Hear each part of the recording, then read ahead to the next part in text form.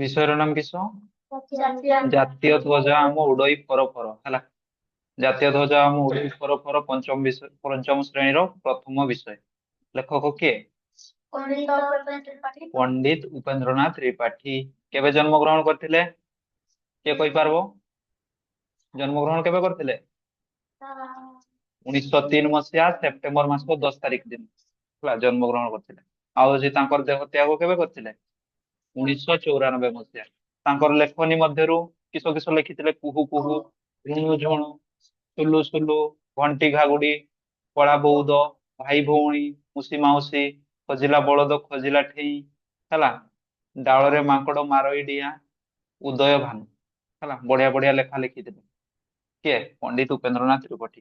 ସେଇ ଲେଖା ଭିତରୁ ଗୋଟେ କବିତା ତାଙ୍କର ହଉଛି କିସ? ଜାତୀୟ ଧ୍ୱଜା ଆମ ଉଡଇ ଫର ଫର ହେଲା। ଧ୍ୱଜା ମାନେ କିସ? ପତାକା।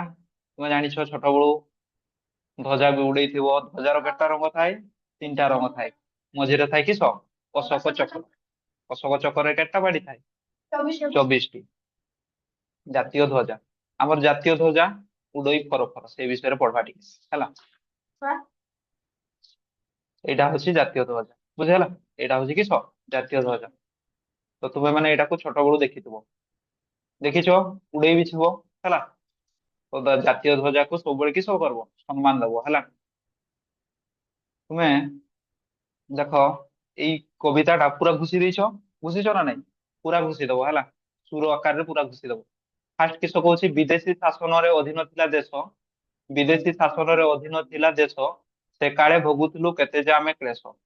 ଆମ ଭାରତକୁ ହେଲା, ଭାରତ ଏକ କିସ? ସୁନାର ପକ୍ଷୀ ବା ହଉଛି ସୁନାର ହଉଛି କିସ? ଦେଶ କୁହାଯାଏ। ଯାହା ନାହିଁ ଜଗତରେ ତାହା ଅଛି ଭାରତ। ଅଛି ନା ନାଇଁ? ଆମର ଦେଶ ଭାରତରେ କିସ ଅଛି? ବହୁତ ସୁନା ଥିଲା ହେଲା। ଆଉ ହଉଛି ବହୁତ ହଉଛି କିସ? ମାନେ ହଉଛି ବହୁତ ମୂଲ୍ୟବାନ ଜିନିଷ ଥିଲା ହେଲା। ତ ଯେତେବେଳେ ହଉଛି ଭାରତର ମୂଲ୍ୟବାନ ଜିନିଷ ଥିଲା, ସେତେବେଳେ କିସ କଲେ କହନା? ବିଦେଶରୁ ମାନେ ହଉଛି ବାହାର ଦେଶରୁ ଲୋକମାନେ ଆସିଲେ।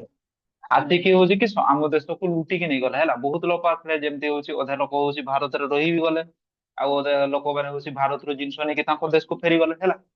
ସେମିତି ଯେମିତି ମୋଗଲ ମାନେ ବି ତ ବାହାରୁ ଆସିଥିଲେ ହେଲା। ସେମାନେ ହଉଛି କିସ କରିଥିଲେ? ସେମାନେ ହଉଛି ଭାରତକୁ ଲୁଟିଥିଲେ ନା ଭାରତର ଉନ୍ନତି କରିଥିଲେ କଣ? ମୋଗଲ ମୋଗଲ ଯେମିତି ଆକବର, ବାବର, ଆକବର, ବୀରବଲ ହେଲା, ଶୁଣିଛ ନା? ବାବର, ଏମାନେ ହଉଛି କିସ କରିଥିଲେ? ଭାରତର ଉନ୍ନତି କରିଥିଲେ, ବୁଝିହେଲା। କିନ୍ତୁ ଯେତେବେଳେ ଶେଷ ମୋଗଲ ସମ୍ରାଟ କିଏ? ଔରଙ୍ଗଜେବ ହେଲା। ଔରଙ୍ଗଜେବ, ଔରଙ୍ଗଜେବ ହଉଛନ୍ତି କିଏ? ଶେଷ ମୋଗଲ ସମ୍ରାଟ। ଆକବର ଶୁଣିଥିବ, ତାଙ୍କର ମନ୍ତ୍ରୀର ନାମ କିସ? ବୀରବଲ, ବୁଝିହେଲା। ଆମର ହଉଛି କିଏ? ତାଜମହଲ ଶୁଣିଥିବ। ସେଟା କୋଉ ମାନେ କିଏ ବନେଇଛି? ମୋଗଲ ମାନେ ବନେଇଛନ୍ତି, ବୁଝିହେଲା। ଶାହଜାହାନ ବନେଇଛନ୍ତି ହେଲା। ତ ଯେତେବେଳେ ହଉଛି ମୋଗଲ ଶାସନ ଦୁର୍ବଳ ପଡିଗଲା, ଦୁର୍ବଳ ମାନେ କେତେବେଳେ ପଡିଲା? ଯେତେବେଳେ ହଉଛି ଲାଷ୍ଟ ମୋଗଲ ଶାସକ କିଏ ଥିଲେ? ଔରଙ୍ଗଜେବ ହେଲା। ଔରଙ୍ଗଜେବ, ଔରଙ୍ଗଜେବ, ଔରଙ୍ଗଜେବ, ଇଏ ହଉଛି ଶେଷ ମୋଗଲ ଶାସକ ହେଲା। ଶାସକ ମାନେ କିଏ? ଯିଏ ଶାସନ କରେ ତାହାକୁ କିସ କୁହାଯାଏ? ଶାସକ। ବା ହଉଛି ଶେଷ ମୋଗଲ ରାଜା କିଏ? ଔରଙ୍ଗଜେବ। ଔରଙ୍ଗଜେବ ପରେ ହଉଛି ମୋଗଲ ସାମ୍ରାଜ୍ୟ ଦୁର୍ବଳ ପଡିଗଲା। ସେତେବେଳେ ହଉଛି ୟାର ଫାଇଦା ଉଠେଇକି କିସ କଲେ? 1600 ଖ୍ରୀଷ୍ଟାବ୍ଦରେ, 1600 ଖ୍ରୀଷ୍ଟାବ୍ଦରେ କିଏ ଆସିଲା? ବ୍ରିଟିଶ। କି ରୂପରେ ଆସିଲେ? ଇଷ୍ଟ ଇଣ୍ଡିଆ କମ୍ପାନୀ ହେଲା। East India company, East India company ହେଲା, ମନେ ରଖ। 1600 ଖ୍ରୀଷ୍ଟାବ୍ଦରେ ବ୍ରିଟିଶ ମାନେ ଆସିଲେ ଭାରତକୁ ଇଷ୍ଟ ଇଣ୍ଡିଆ କମ୍ପାନୀ ହିସାବରେ ହେଲା। ସେତେବେଳେ ତାଙ୍କର ଉଦ୍ଦେଶ୍ୟ ନଥିଲା ଯେ ଆମେ ହଉଛି କିସ? ଭାରତକୁ ଯାଇକି ଶାସନ କରିବା ହେଲା। ସେମାନେ ହଉଛି ତାଙ୍କର ହଉଛି କମ୍ପାନୀ ପ୍ରତିଷ୍ଠା କଲେ ହେଲା। ମାନେ ହଉଛି ତାଙ୍କର ବ୍ରିଟିଶ ର କମ୍ପାନୀ ଆସିକି ଭାରତରେ ଖୋଲିଲେ ହେଲା। ତାପରେ ଭାରତର ଜିନିଷ ଇଣ୍ଡିଆ ନେଲେ, ନେଲେ ବ୍ରିଟିଶ ର ଜିନିଷ ଆଣିକି ଇଣ୍ଡିଆରେ ବିକିଲେ। ସେତେବେଳେ ହଉଛି କିସ? ସେମିତି କରୁଥିଲେ। କିନ୍ତୁ ହଉଛି ଯେତେବେଳେ ହଉଛି ହୁଁ କିନ୍ତୁ ଯେତେବେଳେ ହଉଛି ଦେଖିଲେ ବ୍ରିଟିଶ ମାନେ କିସ ଦେଖିଲେ? ଭାରତୀୟ ମାନଙ୍କ ଭିତରେ ଏକତା ନାହିଁ ହେଲା। ରାଜା ରାଜା ମଧ୍ୟରେ ଯୁଦ୍ଧ ଲାଗୁଛନ ହେଲା। ଜାତି ଜାତି ଭେଦଭାବ, ଛୁଆ ଅଛୁଆଁ ବହୁତ ନିୟମ ପାଳନ ହଉଛି। ସେତେବେଳେ କିସ କଲେ? ବିଦେଶୀ ମାନେ ଆମ ଦେଶକୁ ଶାସନ କରିବା ପାଇଁ ଷ୍ଟାର୍ଟ କରିଦେଲେ, ବୁଝିହେଲା। ତ ହଉଛି ଶାସନ କଲେ। ଷୋଳଶରେ ଆସିଲେ। 1600 ରୁ କେତେ ଯାଏ? 1947, 1947 ଅଗଷ୍ଟ 15 ଆମ ଭାରତ ଦେଶ ସ୍ଵାଧୀନ ହେଲା ହେଲା। 1947 ଅଗଷ୍ଟ ମାସ 15 ତାରିଖ ହେଲା, ଭାରତ ଦେଶ ସ୍ଵାଧୀନ ହେଲା। ତ ସେଇ ବିଦେଶୀ ଶାସନରେ ଅଧୀନ ଥିଲା ଦେଶ। ତାହେଲେ ତୁମେ ଏବେ ଜାଣିପାରିଲ 1600 ରୁ କେତେ 1947 ହଉଛି ଅଧୀନ ଥିଲା ଦେଶ। ସେକାଳେ ଆମେ ଭୋଗୁଥିଲୁ କେତେ ଯେ ଆମେ କ୍ଲେଶ, ସେକାଳେ ଭୋଗୁଥିଲୁ କେତେ ଯେ ଆମେ କ୍ଲେଶ। ତା ମାନେ କିସ କଣ? ତ ବିଦେଶୀ ତୁମକୁ ଜଣେ ଆଉ ଜଣେ ଲୋକ ଶାସନ କରିବ, ତ ତୁମେ ଆରାମରେ ରହିପାରିବ? ଆଉ ଜଣେ ଶାସନ ମାନେ ହଉଛି କେମିତି ଶାସନ କର ନା, ତୁମକୁ ହଉଛି ବିନା ମଜୁରୀରେ ଖଟେଇବ ହେଲା। ତାପରେ ହଉଛି ତୁମକୁ ପିଟିବ, ଖାଇବା ପାଇଁ ଦେବନି ହେଲା, ପଇସା ଦେବନି, ମାରପିଟ ଦେବନି, ଯାହା କାମ ପଠେଇବ ତତେ କରତେ ହବ ହେଲା। ନ କଲେ ହଉଛି କିସ କରିବ? ପିଟିବ, ଚାବୁକରେ ପିଟିବ। ସେମିତି ହଉଛି କିସ କ୍ଲେଶ ଭୋଗୁଥିଲୁ। କ୍ଲେଶ ମାନେ କିସ? ଦୁଃଖ ବା କଷ୍ଟ। କ୍ଲେଶ ମାନେ କିସ? ଦୁଃଖ କଷ୍ଟ। ଲେଖିଦେଇଛ? କ୍ଲେଶ ମାନେ ଦୁଃଖ କଷ୍ଟ କଷ୍ଟ ସେତେବେଳେ ଭୋଗୁଥିଲୁ। ସ୍ଵାଧୀନ ଆଜି ଆମେ କାହୁ ନାହିଁ ଡର। ତ ଆଜି ଆମେ କିସ ହେଇଯାଇଛୁ? ସ୍ଵାଧୀନ ହେଇଯାଇଛୁ ହେଲା। ସ୍ଵାଧୀନ ଭାରତର ନାଗରିକ ଆମେ ମାନେ।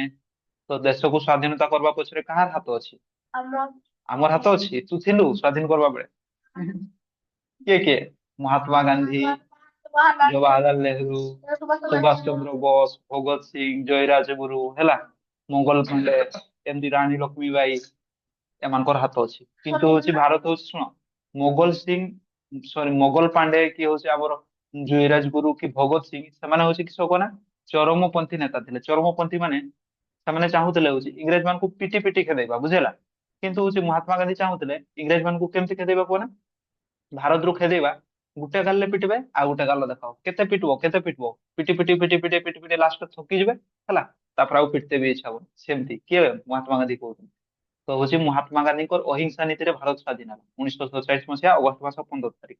ତା ପୂର୍ବରୁ ଆମେ କିସ ଭୋଗୁଥିଲୁ? କ୍ଲେଶ ହେଲା।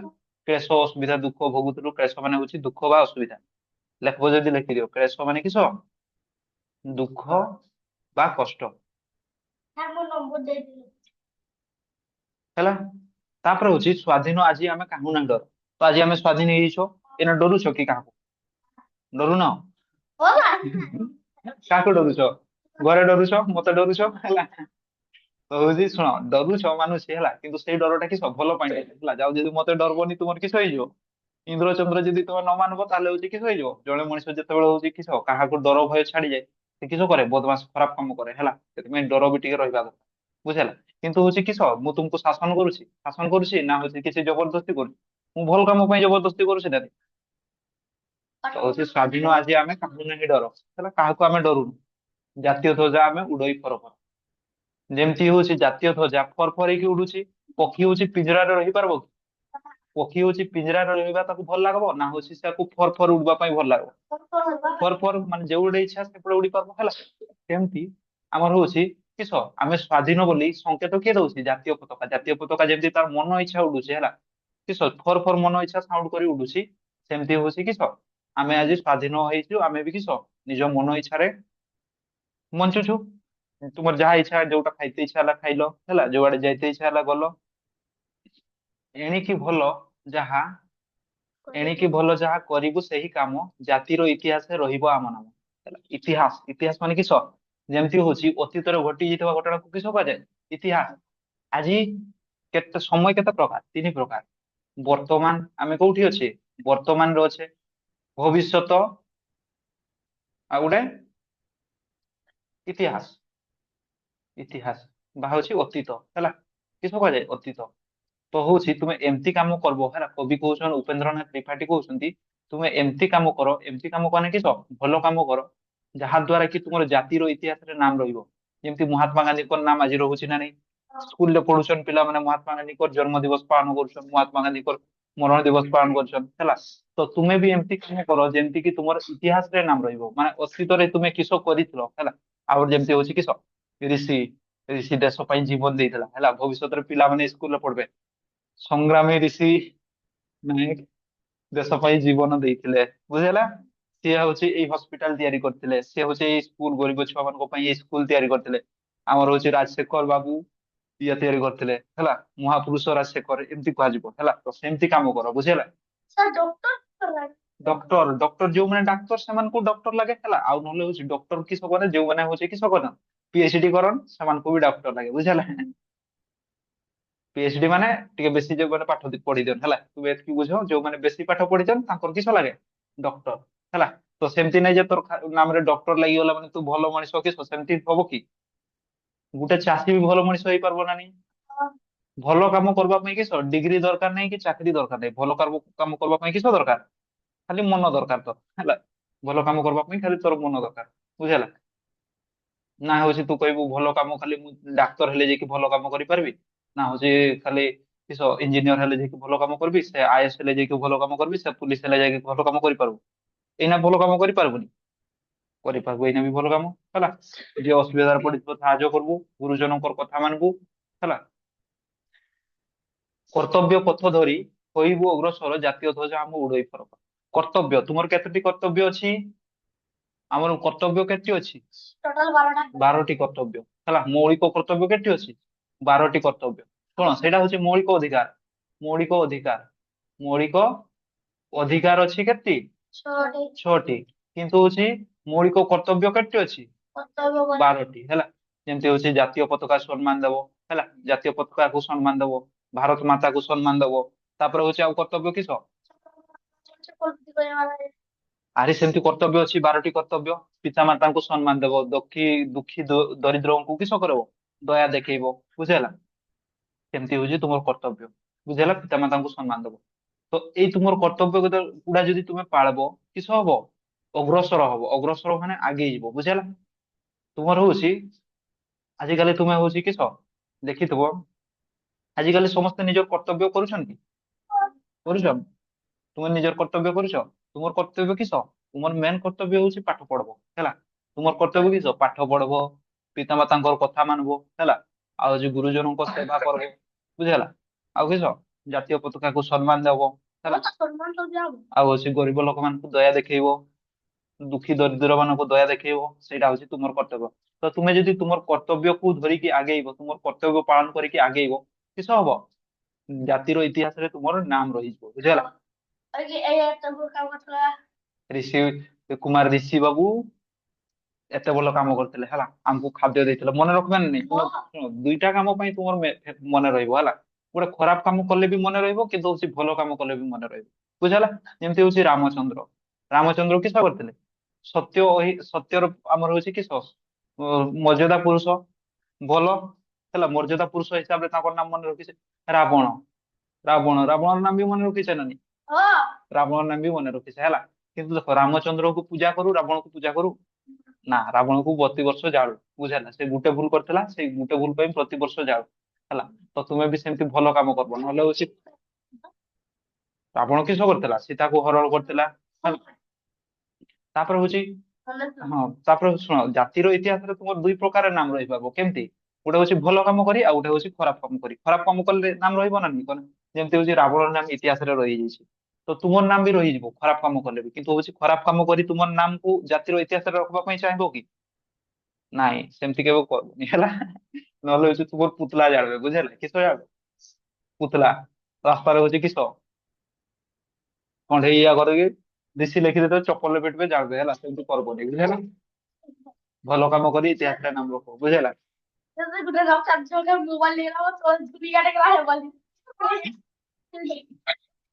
ହଉ, ହସନି ହସନି ହସନି ହସନି।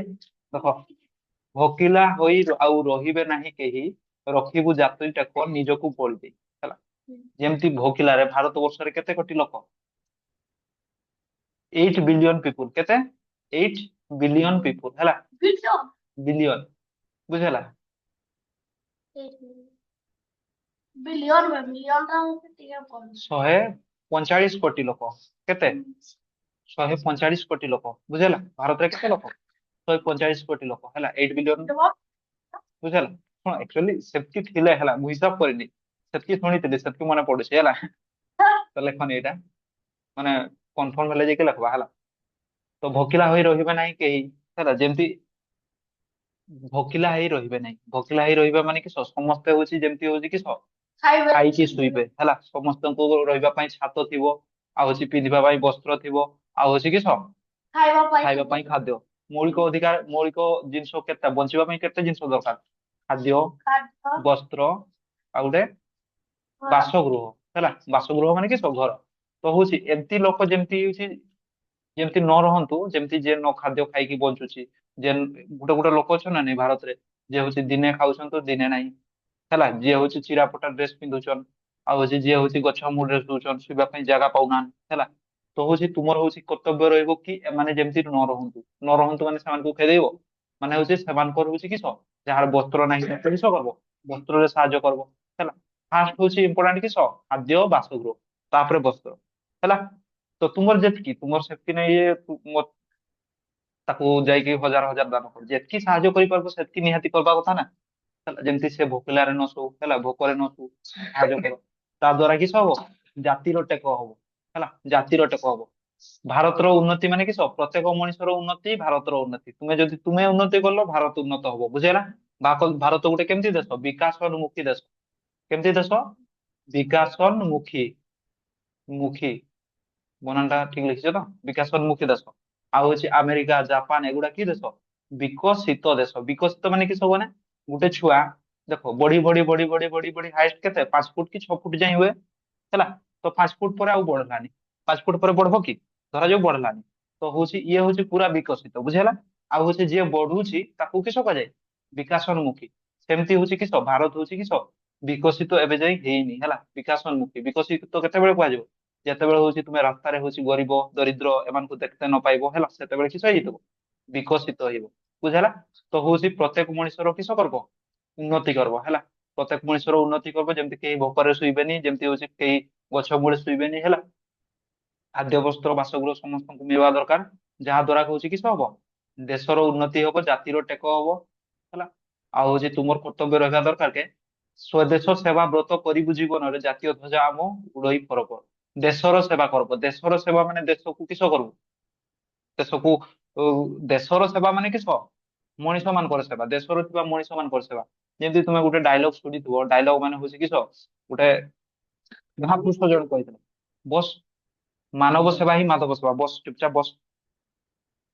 ମାନବ ସେବା ହିଁ ମାଧବ ସେବା, ମାନେ କିସ, ମଣିଷ ମାନଙ୍କ ସେବା ହିଁ ଭଗବାନଙ୍କର ସେବା, ବୁଝିହେଲା। ତ ସେମିତି ହଉଛି ତୁମେ ଦେଶର ଲୋକମାନଙ୍କର ସେବା କରିବ, ବୁଝିହେଲା। ସେଇଟା ହଉଛି ତୁମର ଜୀବନର ବ୍ରତ ବନେଇଦବ, କିସ, ଦେଶର ଲୋକମାନଙ୍କର ସେବା କରିବ। ଅଛୁଆଁ ନୁହେଁ କେହି, ସଭିଏ ଭାଇ ଆମେ। ଛୁଆଁ ଅଛୁଆଁ ତୁମେ ମାନ, ମାନିବନି, ବୁଝିହେଲା। ଅଛୁଆଁ ଛୁଆଁ ମାନିବନି। ଆଉ ଯଦି ଛୁଆଁ ଅଛୁଆଁ ମାନିବ, ସେଇଆ ତାର ଫାଇଦା ନେଇକି କିସ, ବାହାର ଶତ୍ରୁ, ବାହାର ଶତ୍ରୁ ତୁମର ଫାଇଦା ଉଠେଇବେ ଆମର ହେଲା। ଆମର ହଉଛି ଦେଶରେ ଯଦି ଆମର ଭାରତରେ ହଉଛି କିସ, ଛୁଆଁ ଅଛୁଆଁ କରବା, ଏଇଟା ଭାରତ ବର୍ଷ ଭଲସେ ଚିତ୍ର ହେଲାନି ହେଲା। ଭାରତ ବର୍ଷ ଯଦି ଆମେ ଛୁଆଁ ଅଛୁଆଁ କରବା ହେଲା, ଇଏ କହିବ ନାଇଁ ତୁ ଛୋଟ ଜାତି, ତୁ ବଡ ଜାତି ହେଲା, ମୋର ସହ ମିଶନି, ମୋର ଛାଇ ମାଡେନି ହେଲା, ଏମିତି ଯଦି କରବ, କିସ ହବ, ବାହାର ଶତ୍ରୁ ଆକ୍ରମଣ କରବେ ହେଲା। ଦୁଇ ଜଣକାର କରି ଯେ ତୃତୀୟ ଜଣକ ଲାଭ ହୁଏ ନା ନାଇଁ। ସେଇ ଛୁଆ ଅଛୁଆଁ ପାଇଁ ତ ଆମେ ହଉଛି କେତେ, ଷୋଳଶରୁ କେତେ, 1947 କିସ ହେଇଥିଲେ, ଶାସନ ହେଇଥିଲେ ବ୍ରିଟିଶ ଅଧୀନରେ ହେଲା। ତ ଛୁଆଁ ଅଛୁଆଁ ଭେଦଭାବ ରଖିବ ନାହିଁ ହେଲା। ସମସ୍ତେ ସମାନ, ସମସ୍ତେ କିସ, ଭାଇ ଭାଇ, ହିନ୍ଦୁ ମୁସଲିମ ଶିଖ ହେଲା, ସମସ୍ତେ ଭାଇ ଭାଇ, ବୁଝିହେଲା। ତ ତୁମେ ମାନେ ହଉଛି ବୁଝ, ତୁମେ ମାନେ ବୁଝିଯିବ ଯଦି ତୁମେ ଆମେ ସମସ୍ତେ ଭାଇ ଭାଇ, ତୁମେ ହଉଛି ଆଜିର ଛାତ୍ର କାଲିର ନାଗରିକ। ତୁମେ ଯଦି ବୁଝିଯିବ କିସ, ତୁମେ ତୁମର ଛୁଆକୁ ବୁଝେଇବ, ତୁମେ ଯାହାର ସଂସ୍ପର୍ଶରେ ଆସିବ ମାନେ ଯାହାର ସମ୍ପର୍କରେ ଆସିବ ତାକୁ ବୁଝେଇବ ହେଲା। ସମସ୍ତେ ବୁଝିବେ କି, ଏଇନା ହଉଛି ଆମର ବଡ ଲୋକମାନେ ବୁଝୁଛନ୍ତି। ଛୁଆଁ ଛୁଆଁ ଭେଦଭାବ କିଏ ମାନୁଛନ୍ତି, ସେ ବୁଢା ବୁଢୀ ମାନୁନାହାନ୍ତି। ତାପରେ ହଉଛି କିସ, ଆଜିର ଜେନେରେସନ ମାନେ ହଉଛି ଆମ ବାପା ମା ମାନେ ବି ଟିକେ ଟିକେ ମାନନ୍ତି ହେଲା, ମାନୁନାହାନ୍ତି। କିନ୍ତୁ ତୁମେ ମାନେ ହଉଛି କିସ, ଆଜିର ଛାତ୍ର କାଲିର ନାଗରିକ, ତାମାନେ ହଉଛି ତୁମେ ହଉଛି କିସ ଶିଖ, ଛୁଆଁ ଅଛୁଆଁ କେହି ନାହିଁ, ସମସ୍ତଙ୍କୁ ଭାଇ ଭାଇ ମାନବ, ବୁଝିଲ। ଯାହା ଦ୍ଵାରା କି ଦେଶର ଉନ୍ନତି ହେବ, ଜାତିର ଟେକ ରହିବ ହେଲା। ସମସ୍ତେ ଆପଣାର କେ ସମସ୍ତେ ଆପଣାର, ଜଣେ କେ ନୁହେଁ ପର, ସମସ୍ତେ ଆପଣାର, ସମସ୍ତେ ନିଜର ହେଲା। ଗୋଟେ ହିଁ ଜାତି, କି ଜାତି, ମାନବ ଜାତି, ବୁଝିହେଲା, ମାନବ ଜାତି। ସେମିତି ନାଇଁ କି ଧବା ଜାତି, ତୁ ହଉଛି କିସ କେଉଟ ଜାତି ହେଲା। ଏଇଟା ହଉଛି କିସ, ଏଇଟା ହଉଛି ଆମର ହଉଛି କିସ, ବଞ୍ଚିବା ପାଇଁ ଗୋଟେ ଶୈଳୀ, ବୁଝିହେଲା। ଆମର ହଉଛି ଏଇଟା ହଉଛି ପ୍ରଫେସନ, ବୁଝିହେଲା। ଏଇଟା ହଉଛି ୟାର ଚାକିରିଟା ହଉଛି କିସ, ଧବା, ୟାର କାମଟା ହଉଛି ଧବା। କିନ୍ତୁ ଜାତି ସମସ୍ତଙ୍କର କିସ, ମଣିଷ ଜାତି, ବୁଝିହେଲା।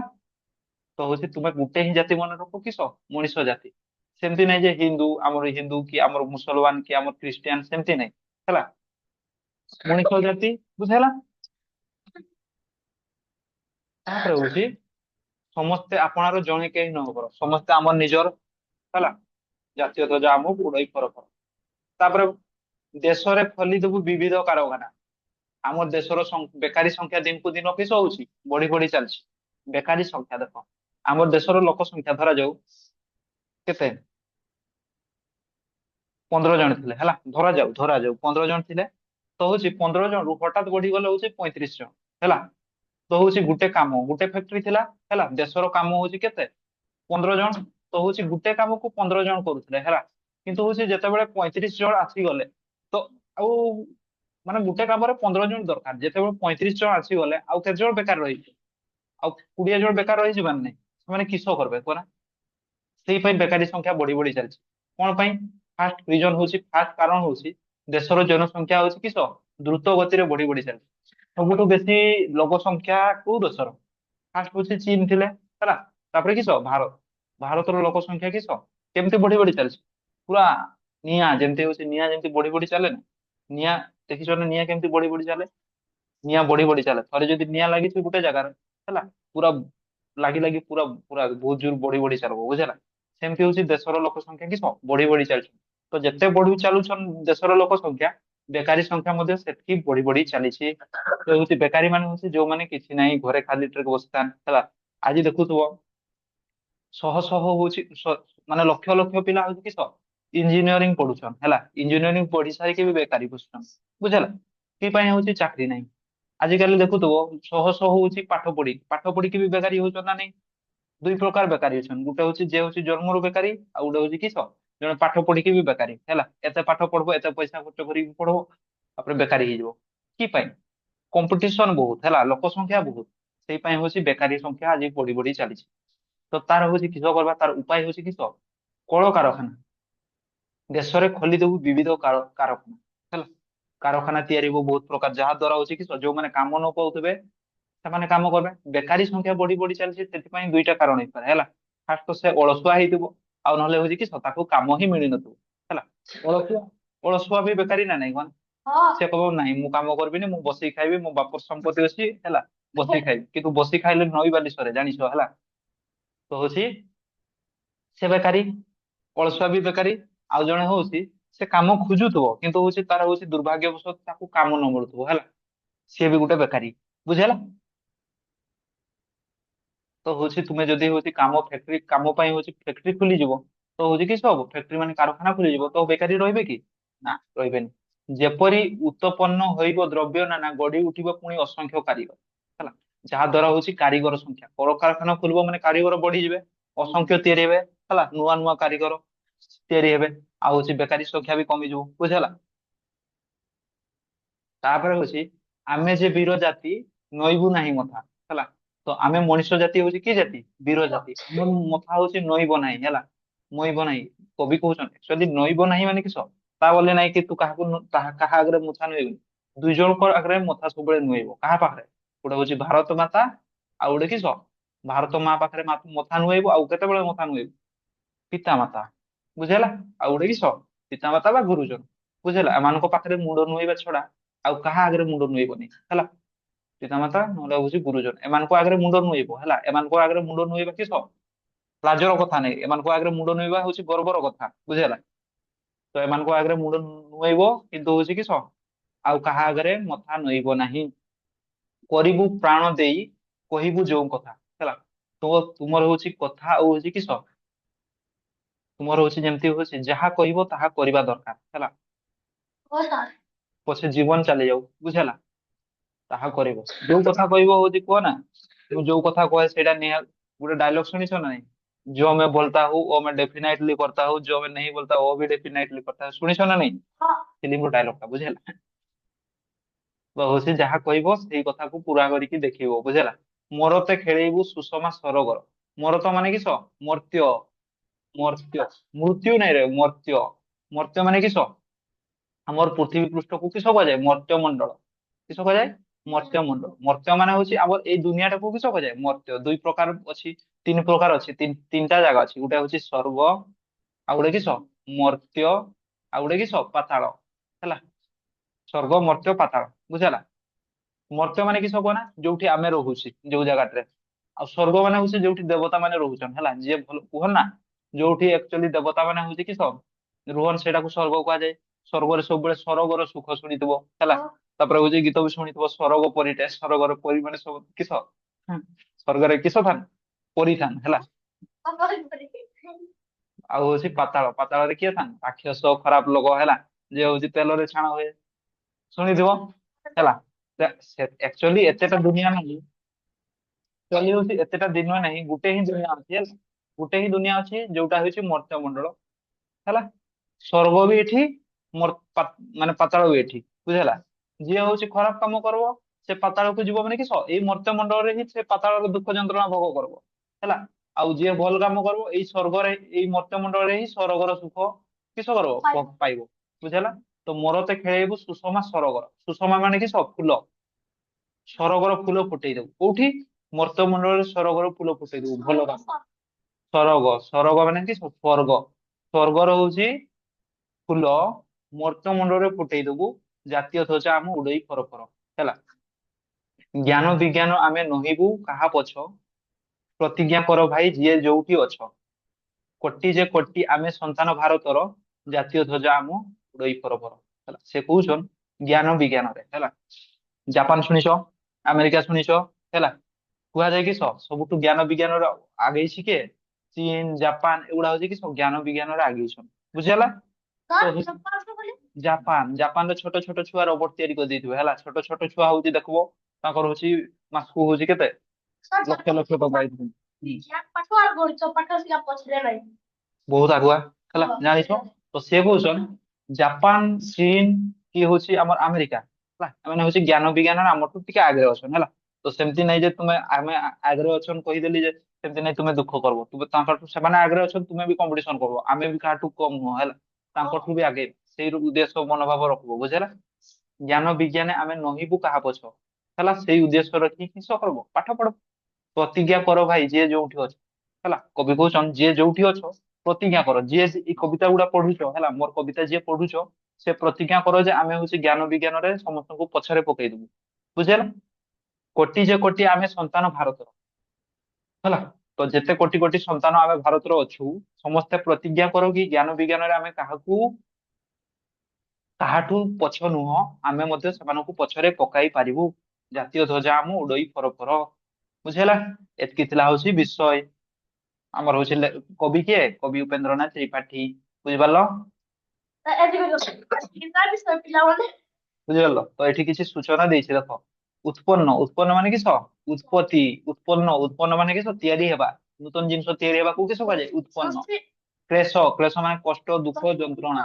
ଅଗ୍ରସର, ଆଗକୁ ଯିବା। ସୁଷମା ମାନେ କିସ, ସୌନ୍ଦର୍ଯ୍ୟ ହେଲା। ସୁଷମା ମାନେ କିସ, ସୌନ୍ଦର୍ଯ୍ୟ, ବୁଝିହେଲା। ତାପରେ ହଉଛି ଧ୍ୱଜା। ଧ୍ୱଜା ମାନେ କିସ, ପତାକା। ମରତା ମାନେ କିସ, ମର୍ତ୍ତ୍ୟମଣ୍ଡଳ। ଦ୍ରବ୍ୟ ମାନେ କିସ, ଜିନିଷ। ହିତ ମାନେ କିସ, ଭଲ ହେଲା। କାରିଗର ମାନେ କିସ, ମିସ୍ତ୍ରୀ। ଟେକ ମାନେ ହଉଛି, ଟେକ ମାନେ କିସ, ସମ୍ମାନ ହେଲା।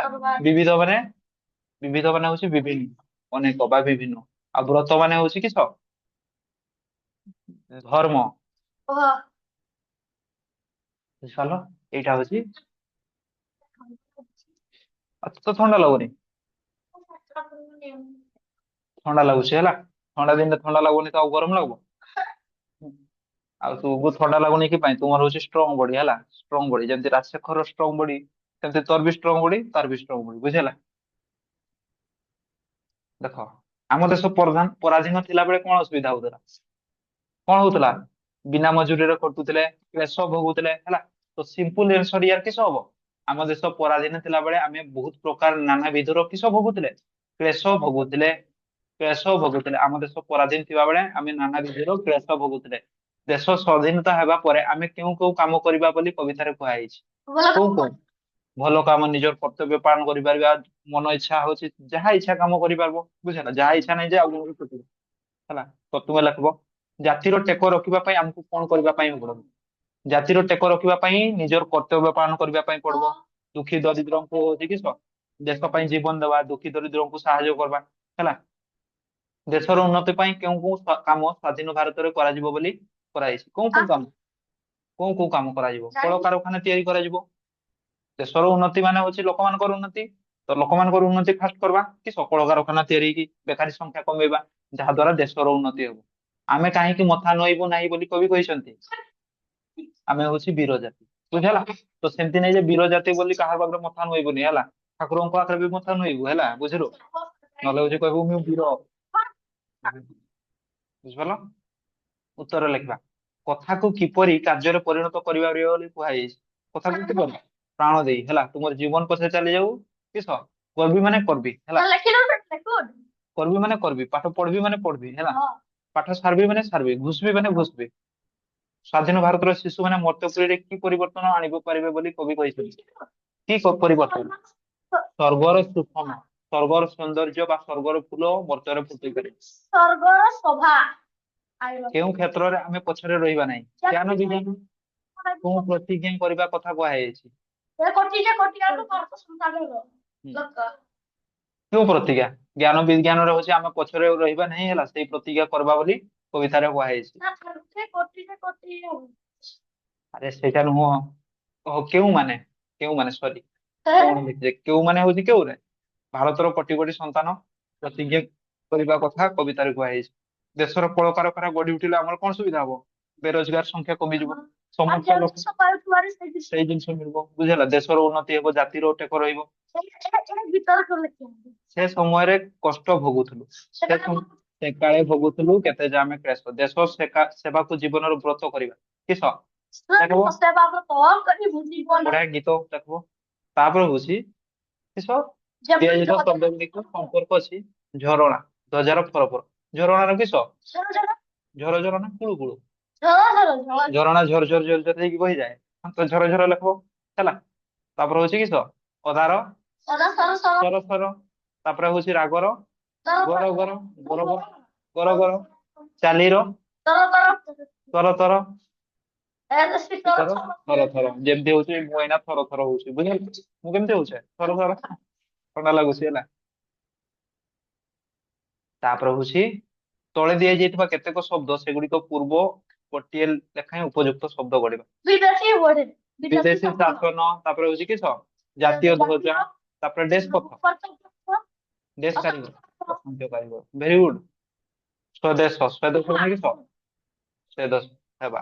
ବୀର ଜାତି ହେଲା, ଏମିତି ସବୁ କୋଉଟା ସାତ ନମ୍ବର? ବିଦେଶୀ ପାଇଁ ସ୍ୱଦେଶୀ ବିପରୀତ ଶବ୍ଦ ହେଲା। ସେଇପରି ଦିଆଯାଇଥିବା ଶବ୍ଦ କଣ ହବ? ସ୍ୱାଧୀନ ପରାଧୀନ। ତାପରେ ହିତ ଅହିତ, ଭଲ ମନ୍ଦ, ବୀର ଭୀରୁ ହେଲା। ଭୀରୁ। ତ ତୁମେ ମାନେ ବୀର ଗୁଡା ନା ଭୀର ଗୁଡା? ପର ଆପଣା। ତାପରେ ହଉଛି କିସ ସାତ ନମ୍ବର। କର୍ତ୍ତବ୍ୟ ଶବ୍ଦ ସହ ପଥ ଶବ୍ଦ ମିଶି କର୍ତ୍ତବ୍ୟ ପଥ ହୋଇଛି। ସେହିପରି ତଳେ ଦିଆଯାଇଥିବା ଶବ୍ଦ ମାନଙ୍କ ମଧ୍ୟରୁ ଯେଉଁ ଶବ୍ଦରେ ପଥ ଯୋଗ କରି ନୂଆ ଶବ୍ଦ ଗଢି ହବ ସେଗୁଡିକ ଲେଖ। ସତ୍ୟ ପଥ ହବନି, ହବ ନା ନାଇଁ? ଧର୍ମ ପଥ, ଟେକ ପଥ ହବ, ହବନି। ଧ୍ୱଜା ପଥ ହବ, ହବନି। ଗତି ପଥ ହବ, ଛାୟା ପଥ ହବ, ଦ୍ରବ୍ୟ ପଥ ହବ ନା, କର୍ମ ପଥ ହବ ହେଲା, ଜ୍ଞାନ ପଥ ହବ, ପ୍ରାଣ ପଥ ବି ହବ। ବୁଝିପାରିଲ? ପତାକାର କେତୋଟି ପ୍ରତିଶବ୍ଦ ଲେଖା? ଧ୍ୱଜା, ଆଉ ବାନା, ତ୍ରିରଙ୍ଗା, କେତମ ନା କେତମ? କେତନ। ଯେପରି ଶାସନରୁ ଶାସିତ ହେଇଛି, ଦଳରୁ ଦଳୀୟ ହେଇଛି, ସେପରି ଉତ୍ପାଦନରୁ କିସ ହବ? ଉତ୍ପାଦିତ। ନାମରୁ ନାମିତ, ଜାତିର ଜାତୀୟ, ବିଦେଶରୁ ବିଦେଶୀୟ, ଜୀବନରୁ ଜୀବିତ। ବୁଝିଲା? ସରିଲା କି ଏଇଟା ପରେ? କ ସ୍ତମ୍ଭ ଖ ସ୍ତମ୍ଭ। କାମ କିସ? କାମ ତର ତର, ଲୁହ ଝର ଝର, ରାଗ ଗର ଗର, ବଚନ ବଚନ ସର ସର ନୁହଁ, ଅଦା ସର। ପତାକା ହଉଛି ଫର ଫର ହେଲା। ତ ଯୋଉଟା ବଳିଗଲା ସେଇଟା ହଉଛି ଫର ଫର। ସରିଲା? ସରିଲା। The end. ଆମର ବିଷୟ କିସ ଦି ଏଣ୍ଡ। ତ ପଢବ ଭଲସେ ହେଲା। Bye bye. सीधा चला उधर।